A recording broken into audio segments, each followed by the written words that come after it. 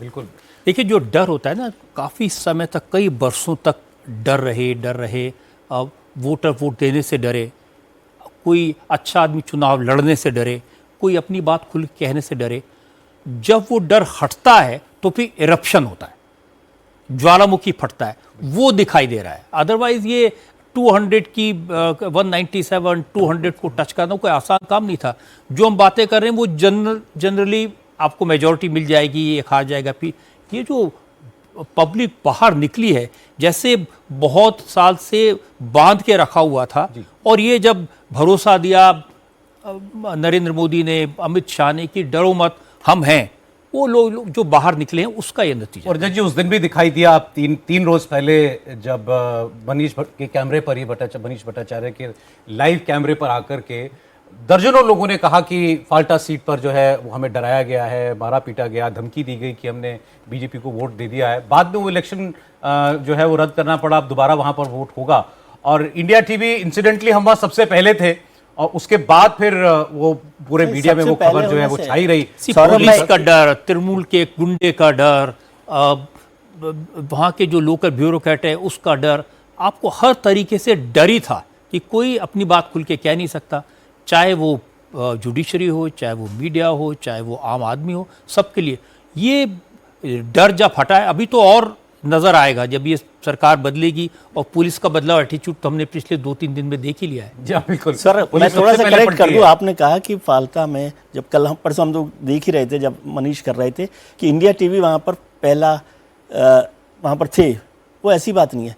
पहली बार India TV ने हिम्मत दिखाई थी, लोग तो वहाँ थे, ऐसा नहीं है कि फाल्टा में लोग नहीं थे, या चुनाव इलेक्शन कवर करने वाले जो जर्नलिस्ट थे वो वहाँ पर नहीं थे। लेकिन वो, उसको क्रेडिट मनीष को और इंडिया टीवी को भी देनी चाहिए कि उस दिन भी हमने कहा था कि ये एक बड़ी हिम्मत का काम हुआ है। और जब वो एक बार डर खुल जाता है, और वो जो डर खत्म हुआ था, जो लोग निकल कर आए थे वो भी ये बता रहे थे कि डर खत्म हुआ। बिल्कुल, वो उसका रेस्पॉन्स था। बहुत वोकल थे, जैसे उनका आक्रोश निकल रहा। हाँ, वो था। और ये करेक्ट करना चाहिए कि ये कहना कि नहीं इंडिया टीवी पहले पहुंचा था, ऐसा नहीं है। इंडिया टीवी ने ये पहले पहुंचकर ये हिम्मत दिखाई थी कि उस डर को आप जाहिर करें। मॉडेस्ट होना मेरा काम है, तारीफ नहीं, लेकिन हमने उस दिन भी इस बात का कहा था कि तारीफ सर्वे के बारे में जब बात आई थी कि 10 में से 7 लोग नहीं बोल रहा है, तो नहीं क्यों बोल रहा है? और तब भी हमने इस पर सवाल था कि वो वोट किसका था। ये तो सामान्य मैथमेटिक्स है। पता नहीं उनको कौन लोग मिल गए थे जो बोल ही नहीं रहे थे, और बाकी सब बात कर रहे थे। 2021 में आपको बोल रहे थे, 2024 में बोल रहे थे, तो 2026 में ऐसा क्या हो गया था? सर, समीर चौगांवकर जी स्टूडियो में आ गए। रजत जी, मैंने एक कमिटमेंट उनको दिया हुआ था कि अगर बीजेपी जीतेगी तो मैं पब्लिकली उनको बधाई दूंगा, क्योंकि हम सब में सबसे पहले ये व्यक्ति थे जिन्होंने कहा था कि बीजेपी जीतनी चाहिए इस इलेक्शन को, और इन्होंने अपना स्टैंड बदला नहीं। डे 1 से लेकर लगातार मेरे सब में अर्ली बर्ड प्राइस मैंने भी बोला, लेके आए, मिठाई भी लेके आए। उन्होंने कहा था कि मिठाई भी लेके आए। इसके क्रेडिट ये शुरुआत से कह रहे हैं। बिल्कुल, मतलब आप, मैं ये नहीं कह रहा कि आप ऐसा नहीं चाह रहे थे। अच्छा, इसमें नहीं, मैंने कहा क्या बोल रहे थे? एक बात और सौरभ, एक बात और जोड़नी चाहिए। ये बढ़िया, ये डिस्क्रिमिनेशन ठीक नहीं है। एक बात और जोड़नी चाहिए कि समीर साहब को, फिर वही मॉडेस्टी की बात नहीं, कि उनको जो सोशल मीडिया पे जितनी मतलब गुस्सा झेलना पड़ा इस सब को लेकर, उसको भी हम लोग जानते हैं। मतलब कि उसकी मैं जाहिर नहीं कर रहा, लेकिन बहुत सारे लोगों ने इस पर जिस तरह से जाहिर किया। समीर जी, आपके आंकलन के लिए आपको बधाई। धन्यवाद सर। तो ये क्या वजह थी जो आपने पहले रीड कर लिया एटलीस्ट? বন্ধ করে রেখে দিয়েছে, এবং কল্যাণীতে ধরা পড়েছে 7টা মেশিন, যেখানে কোনো মিল নেই। এটা টোটাল ফোর্স, পুলিশ সেন্ট্রাল ফোর্সকে দিয়ে চারিদিকে তৃণমূল কংগ্রেসের উপর অত্যাচার করছে, অফিস ভাঙছে, জোর করে দখল করছে। এসআইআর নামে আপনারা দেখেছেন ভোট লুট করেছে যাতে যে সিটগুলো জিততে পারে। কিন্তু এখনো এমন 70টা সিট আছে, 100টা সিট আছে যেগুলো আমরা এগিয়ে আছি, সেগুলো বলছে না। টোটালটাই মিথ্যে নিউজ খাওয়াচ্ছে। আগে ডিআইসিও এই খবরগুলো দিত, কিন্তু তাকে কালকে চেঞ্জ করে দেওয়া হয়েছে। টোটালটাই ইলেকশন কমিশন নিজের ইচ্ছে মতো খেলছে, এবং সাথে কেন্দ্রীয় বাহিনীকে নিয়ে, এবং আমাদের পুলিশরা টোটাল মাথা নত করে কেন্দ্রীয় বাহিনীর আন্ডারে কাজ করছে। সুতরাং আমি সব আমাদের কাউন্টিং এজেন্টদের, আমাদের সমস্ত পার্টির কর্মীদের বলবো, অত মন খারাপ করার কারণ নেই।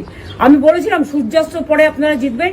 3 রাউন্ড 4 রাউন্ড কাউন্ট হলেও এটা 14 রাউন্ড থেকে 18 রাউন্ড কাউন্ট হয়, তখন আপনারা জিতবেন। ওয়েট অ্যান্ড সি, ওয়াচ, আমরা সবাই আপনাদের সাথে আছি।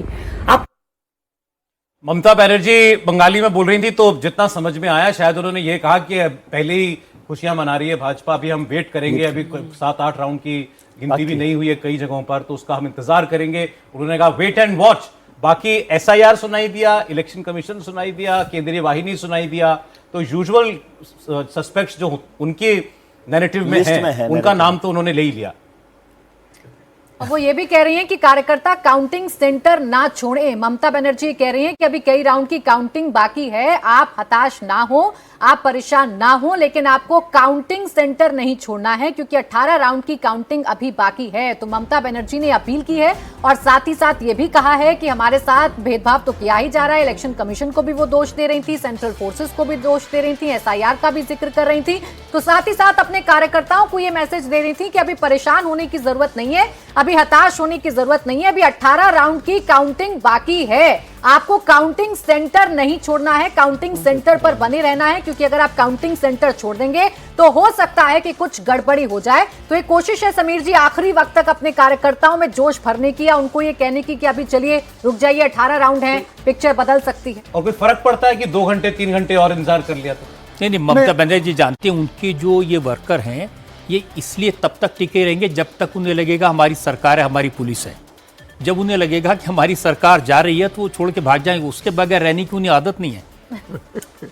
बिल्कुल, अब ममता बनर्जी हारी हुई लड़ाई लड़ रही है। ममता बनर्जी इस बात को जानती है कि सत्ता उनके हाथ से अब फिसल गई है। अब कोई बहुत चमत्कार की उम्मीद ममता बनर्जी को भी नहीं होगी कि अब वो 99 से कोई सरकार बना ले। सरकार तो भारतीय जनता पार्टी की बनना तय, लेकिन एक बात है कि 2014 में जो भारतीय जनता पार्टी को केंद्र में सरकार बनाने में जो खुशी हुई थी, वही खुशी मुझे लगता है कि आज बंगाल में हुई होगी। इसके बीच 2014 से लेकर 2026 में भारतीय जनता पार्टी ने तमाम राज्यों के चुनाव जीते होंगे, लेकिन बंगाल की जो जीत है भारतीय जनता पार्टी के लिए, मुझे लगता है ये सबसे ज्यादा ऐतिहासिक और सबसे ज्यादा खुशी देने वाली भारतीय जनता पार्टी के लिए भी होगी और राष्ट्रीय सेवक संघ के लिए भी होगी। कि बंगाल हमेशा एक उनके लिए चुभ रहा था कि भाई हम सब फतेह कर रहे हैं, लेकिन बंगाल में हम चुनाव 2016 का हार गए, 2021 का हार गए। तो मुझे लग रहा है कि एक बड़ी खुशी भारतीय जनता पार्टी के लिए होगी। और संघ ने जिस तरीके से जमीनी स्तर पर इस बार चुपचाप जमीनी स्तर पर लगातार काम किया, और मैं तो लगभग 1.5 महीने से संघ के प्रचारकों से लगातार बंगाल के जो फील्ड में काम करे थे उनसे बात कर रहा था, और उन्हीं सबका ये आकलन था कि इस बार बंगाल में जो डर का माहौल था उससे बाहर निकालने की बहुत ज्यादा जरूरत है वोटर्स को। अगर हम उस पर सफल हो गए, भारतीय जनता पार्टी का शीर्ष नेतृत्व और संघ के स्वयंसेवक जमीनी स्तर पर इस बात पर सफल हो जाते हैं कि जो डर है लोगों में वोटिंग करने को लेकर ममता के शासन के कि ममता ही आएगी, वो ये मानने को तैयार नहीं कि ममता चुनाव हार सकती है। एक बार उनको ये बता दें कि नहीं, भारतीय जनता पार्टी सत्ता में आ सकती है, आपको हिम्मत से काम लेना है, डरना नहीं है। और प्रधानमंत्री मोदी ने जो भय बनाम भरोसे का जिक्र किया, उसके बाद चुनाव आयोग ने जिस तरीके से भय रहित चुनाव करवाने की व्यवस्था सुनिश्चित की, और अमित शाह जी ने कहा कि मैं खुद 15 दिन यहाँ रहूंगा और चुनाव के बाद भी 6 महीने तक यहाँ पर अर्धसैनिक बल रहेंगे। तो जो भरोसा केंद्र सरकार से मिला, प्रधानमंत्री मोदी और अमित शाह से मिला कि नहीं भाई अगर हम वोट करेंगे तो हमारे साथ कुछ गलत नहीं होगा, तो भारतीय जनता पार्टी के कार्यकर्ताओं ने संघ के स्वयंसेवकों जमीनी स्तर पर काम किया। मुझे लगा उसका ये परिणाम भारतीय जनता पार्टी को मिला है। और आज श्यामा प्रसाद मुखर्जी को सच्ची श्रद्धांजलि भारतीय जनता पार्टी देगी, जो चाहते थे कि भाई भारतीय जनता पार्टी की वहाँ सरकार बने।